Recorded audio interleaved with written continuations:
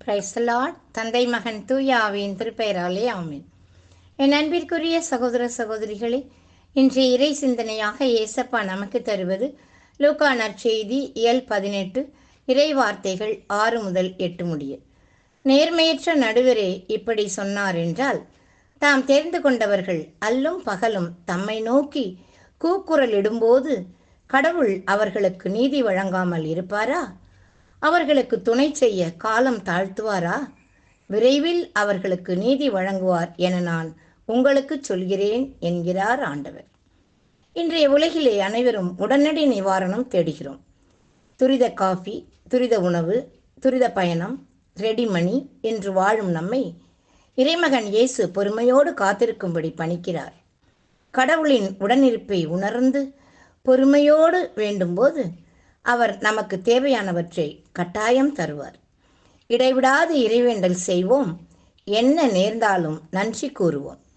இப்படி எந்நேரமும் ஜெபித்து ஜெபித்து இயேசுவை பலமுறை காட்சியில் கண்ட ஜெர்மனி நாட்டில் கிபி 1251 பிறந்த புனித ஜெத்ரூத் அம்மாளின் விழாவை இன்று நாம் கொண்டாடுகிறோம். இவர் பெற்றோரால் இறை ஞானத்தில் வளர்க்கப்பட்டு தனது 5வது வயதிலேயே துறவரம் புனித மரியாளின் ஆசீர்வாத சபையில் சேர்ந்தார்.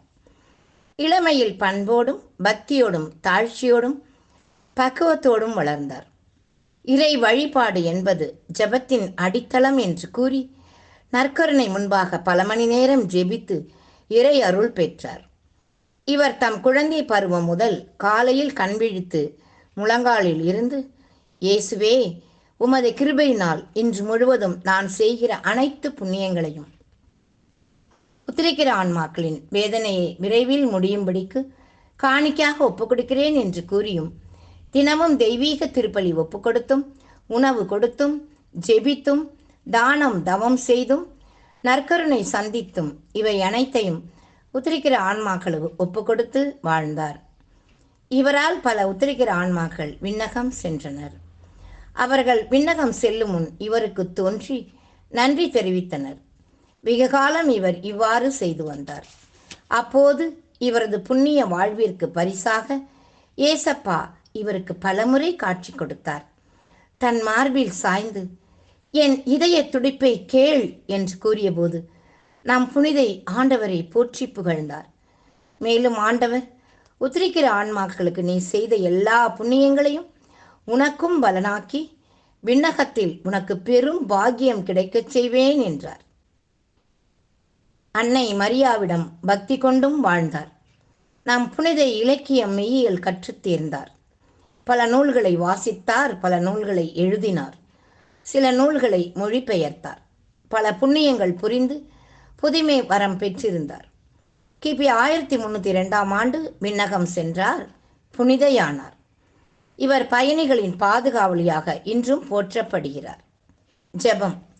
புனித ஜெத்ரூத் அம்மாவின் உத்திரிக்க சில ஆன்மாக்களின் ஜெபம்.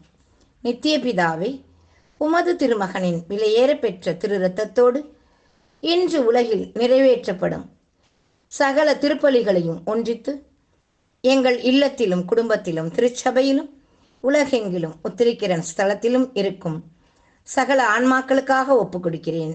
ஆமேன். இந்த ஜெபத்தை நம்மால் இயன்றவரை சொல்லி உத்திரிக்கிற ஆன்மாக்களை விண்ணகத்தில் சேர்ப்போம். அன்பனே விரைவில் வா, உன்னடியினை தேற்றவா. அன்பனே விரைவில் வா, அன்பனே விரைவில் வா,